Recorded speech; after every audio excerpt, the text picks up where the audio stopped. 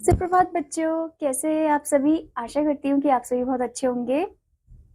तो चलिए अब हम चलते हैं हमारे नए खंड ग की तरफ, जो कि है सामान्य ज्ञान। यहाँ पर आपको दिया है पहला अध्याय, जो कि है जंतुओं के बारे में जानिए। यानी कि बच्चों, एनिमल्स के बारे में आपको कुछ ऐसे फैक्ट्स दिए गए हैं जो कि आपको याद रखना है। ठीक है, तो यहाँ पर आपसे कुछ क्वेश्चंस पूछे गए हैं। निम्नलिखित प्रश्नों के उत्तर दीजिए। यहाँ पर आपसे कुछ प्रश्न पूछे गए हैं, जैसे कि सबसे पहले आपसे पूछा गया है कौन सा सरीसृप उड़ने में सक्षम है। तो कौन सा ऐसा सांप है जो उड़ने में सक्षम है।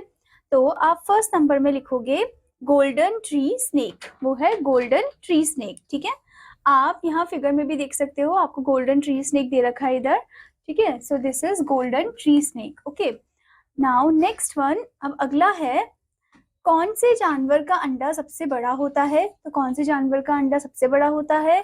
ठीक है, तो वो है शुतुरमुर्ग, यानी कि ऑस्ट्रिच। ऑस्ट्रिच का अंडा सबसे बड़ा होता है। ठीक है, तो आप सेकंड में लिखोगे ऑस्ट्रिच। ओके, फिर आपसे पूछा है कौन सा कीट ऊपर से नीचे की ओर उड़ता है। तो कौन सा ऐसा कीट है जो ऊपर से नीचे की ओर उड़ता है। ठीक है, तो वो है बैक स्विमर। क्या है वो है बैक स्विमर। ओके, तो थर्ड में आप लिखोगे बैक स्विमर। आपको ब्लैंक्स में फिल करना है, आपको नंबरिंग नहीं करना है। ठीक है, अब आपसे अगला पूछा है दो स्तनधारी जंतुओं के नाम लिखिए जो समुद्र में रहते हैं। ठीक है, तो दो ऐसे स्तनधारी जंतुओं के नाम लिखने हैं जो समुद्र में रहते हैं। तो वो कौन कौन है। तो आप फोर्थ में लिखोगे व्हेल और डॉल्फिन। ठीक है, व्हेल एवं डॉल्फिन। ओके, नेक्स्ट आपसे पूछा है कौन सा छोटा प्राणी जीवित रहने के लिए लगातार खाता रहता है और उसका वजन केवल 2 ग्राम होता है। तो कौन सा ऐसा प्राणी है जो जीवित रहने के लिए बस खाता रहता है और वजन उसका इतना ही है, 2 ग्राम ही है। ठीक है, तो वो है एट्रुस्कैन। ओके, क्या है वो, एट्रुस्कैन। ओके, एट्रुस्कैन श्रू। ओके, नेक्स्ट आपसे पूछा है सबसे बड़ा उड़ने वाला प्राणी कौन था लेकिन वह वास्तविक पक्षी नहीं था। सबसे बड़ा उड़ने वाला प्राणी पर वो वास्तविक पक्षी भी नहीं था। ओके, तो वो है पेट्रोडेक्टाइल। कौन है वो है पेट्रोडेक्टाइल। ओके, फिर आपसे पूछा है वह कौन सा जंतु है जो अपने जन्म के कुछ समय पश्चात अपना घोंसला छोड़ देता है। तो वो कौन सा जंतु है, वो है नीडी फंगस। ठीक है, नीडी फंगस। नेक्स्ट आपसे पूछा है कौन सी मछली अपने अंडे देने के लिए समुद्र से नदी में जाती है। तो कौन सी ऐसी मछली है जो समुद्र से नदी में जाती है अंडे देने के लिए। तो वो है सैल्मन। कौन है वो है सैल्मन। ओके, नेक्स्ट आपसे पूछा है कौन सी मछली अपना अधिकतर समय जल के बाहर व्यतीत करती है।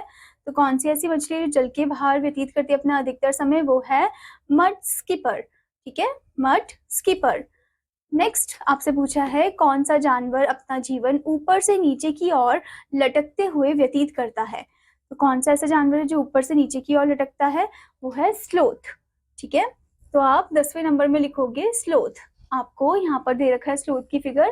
ठीक है, जो ऊपर से नीचे की तरफ लटकता है और अपना जीवन व्यतीत करता है। नेक्स्ट आपसे पूछा है कौन सा ऐसा पक्षी है जिसके नाम का अर्थ प्राचीन पंख एंशिएंट विंग होता है। तो कौन सा ऐसा पक्षी है जिसके नाम का अर्थ एंशिएंट विंग होता है।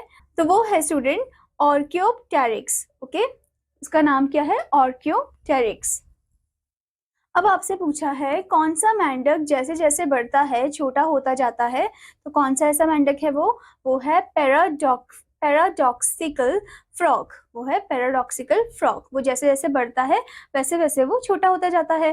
ठीक है, यहाँ पर आप देख सकते हो, आपको दे रखा है पैराडॉक्सिकल फ्रॉग। ठीक है, जो जैसे जैसे बढ़ेगा वो वैसे वैसे और भी हाइट में और छोटा होते जाएगा। ठीक है, आशा करती हूँ बच्चों कि आपको अध्याय अच्छे समझ में आया होगा। तो आपका होमवर्क है कि आपको इस अध्याय को अच्छे से लिखना है, आंसर्स भी अच्छे से याद करने हैं। अब मैं आपको मिलूंगी अगले अध्याय में, तब तक के लिए धन्यवाद बच्चों।